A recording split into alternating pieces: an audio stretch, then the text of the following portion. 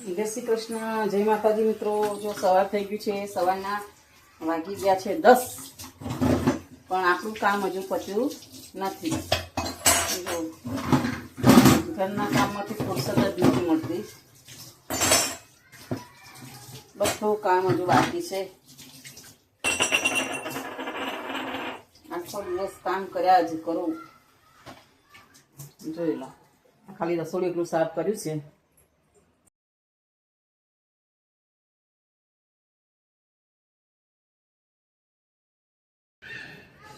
શું કામ કરીએ ને શું કામ ના કરીએ। જો આ ખાલી કચરા એકલા વાળ્યા છે, આ પોતું મારવાનું છે, બધી સાફ સફાઈ કરવાની છે। જોઈ લો,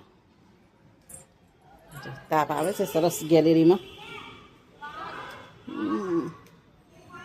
સરસ તાપ આવે। વાળ હજુ તો નાહવાનું બાકી છે। કપડાં થોડા ધોઈને સુકવી આવ્યા ટેરેસ પર, પોતું થઈ ગયું છે। પંખા કરી દઈએ બંધ, હવે ચટ્ટી પાથરી દઈએ।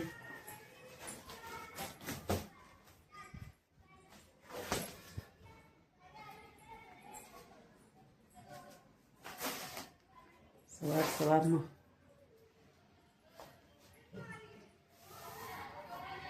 10:30 થઈ ગયા છે। જમવાનું બનાવવાનું છે, નિહલ જમવા આવશે। હજુ જમવાની તૈયારી કરીએ। શું બનાવીશું જમવાનું આજે? પડ્યું છે જો, સાફ સફાઈ તો થઈ ગઈ, વાસણ ઘસી નાખ્યા, કપડાં ધોઈ ગયા છે, થોડા કપડાં ઉપર નાખ્યા ટેરેસ પર। હજુ આ કપડાં રહ્યા છે, વાસણ ઘસાઈ ગયા ને કિચન બીચન બધું સાફ થઈ ગઈ છે, બધું સફાઈ કરી દીધી।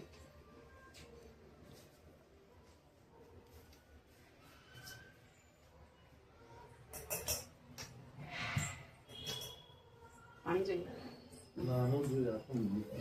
એવું છે। આ નાનો લોટો ક્યાં મૂક્યો છે? બહુ ઉપર છે તો જો, નાનો હશે ખરો, નીચે જ કંઈક હશે। તો અશોકની આંબો ખસી ગઈ છે, પીસોટી, તેને સરખી કરવાની છે, પણ આઈડિયા નથી।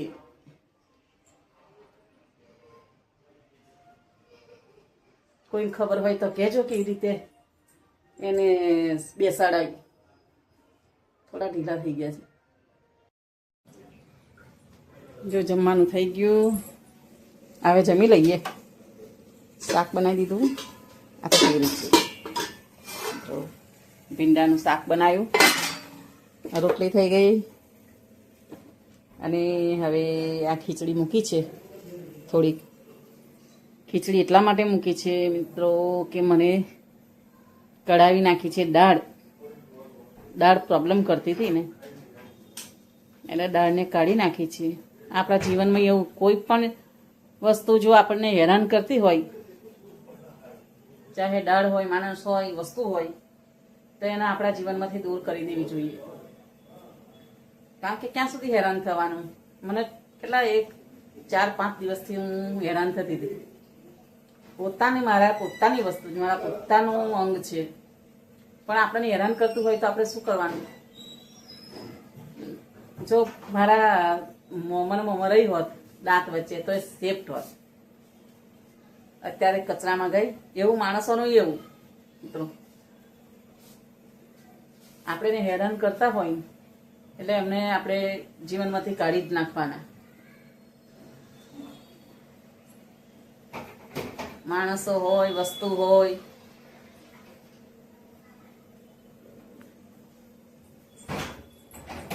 બોલો તમારું શું કહેવું છે? મારે તો શું કહેવું નહીં, બરોબર જ કહે છે। બરાબર કે છે તો આપણને હેરાન ક્યાં સુધી હેરાન થવાનું? કેવું નહીં? કેટલા હેરાન થઈ ગયા, કેવું? અમારે નિહલ આવી ગયો છે, હવે જમી લઈએ। કેવું નિહલ? મારે કહેવાનો મતલબ છે આપણને કોઈ હેરાન કરતો હોય તેને કાઢી નાખવાનું, જેવી રીતે મેં દાળ કાઢી નાખીને ફેંકી દીધી। કેવું?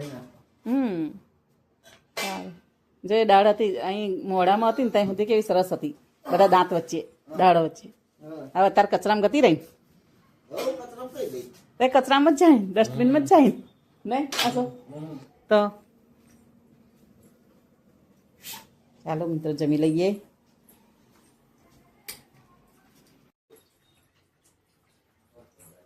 ચાલો તો 4 વાગી ગયા છે અને થોડો આરામ કરીને આપણે ઉઠી ગયા. હવે બનાવીશું ચા. ચા થોડીક બનાવી દઈએ. હજુ કપડાં લઈ આવવાના છે ટેરેસ પર.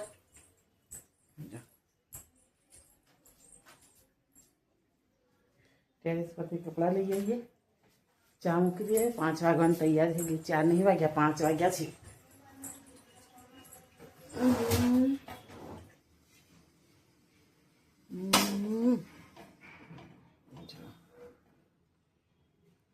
દૂધ મૂકી દઈએ ફ્રીજમાં.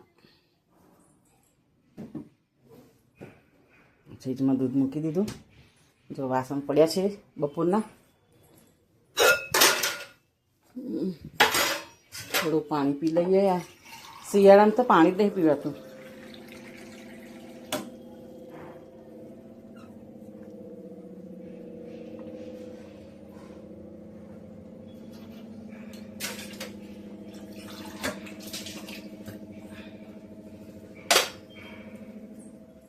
શિયાળામાં તો રાઈટ બિલકુલ પાણી નહીં પીવાતું.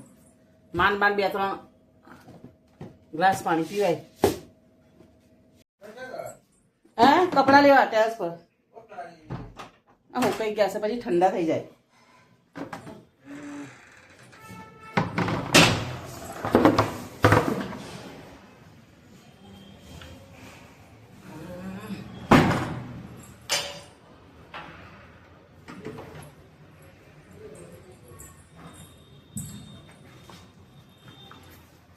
ચાલો આપણે કપડાં લઈ આવીએ.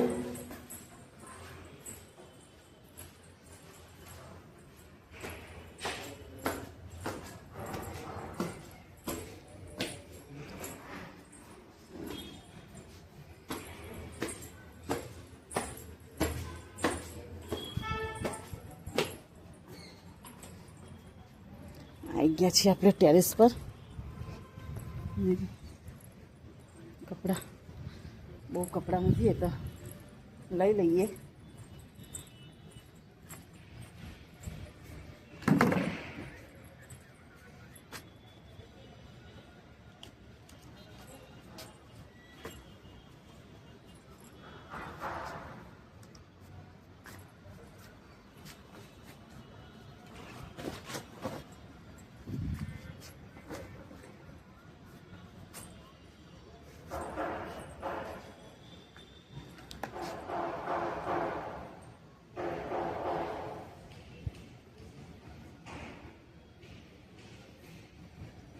નાખી દઈએ આપણે.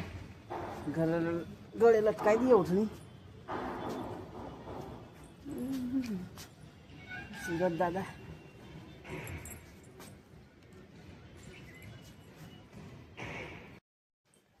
હેલો મિત્રો, જઈ લો. થઈ ગઈ છે સાંજ અને શાક વઘારી દીધું છે. ખીચડી થઈ ગઈ છે અને આપણે આજે બનાવીશું હળદરની ચટણી. લીલી હળદરની ચટણી બનાવી દઈએ. તો ચાલો મિત્રો તમને બતાવીએ લીલી હળદરની ચટણી કેવી રીતે બનાવીએ.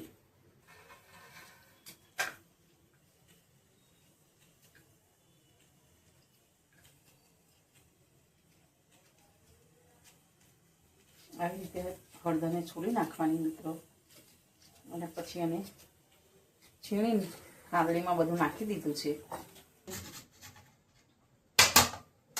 ખાંડણી લઈ ખાંડણીમાં મરચું નાખ્યું છે, લસણ નાખ્યું છે, જીરું નાખ્યું છે, મીઠું નાખ્યું છે અને એને હવે આપણે ખાંડણીમાં ખાંડી નાખીશું.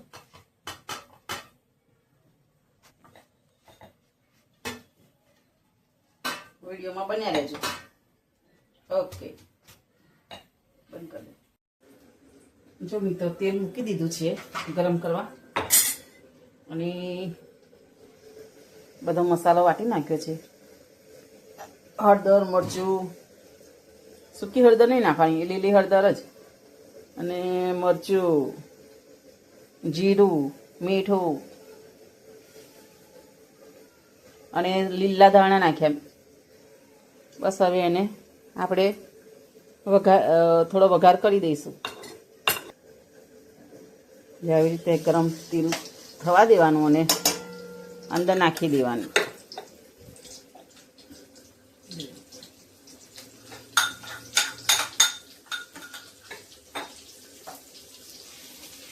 ગેસ કરી દેવાનો ધીમો. લીલી હળદરની ચટણી, તમે શાક નહીં ભૂલી જાઓ.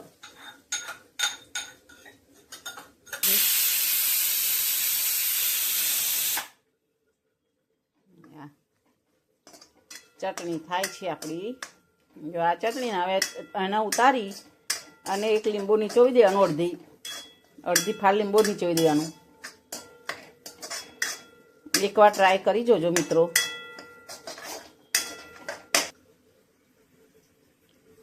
જય માતાજી મિત્રો, જય માતાજી, જય શ્રી કૃષ્ણ. અને હવે આ વ્લોગનો એન્ડ કરીએ છીએ. બધાને જય શ્રી કૃષ્ણ, જય માતાજી.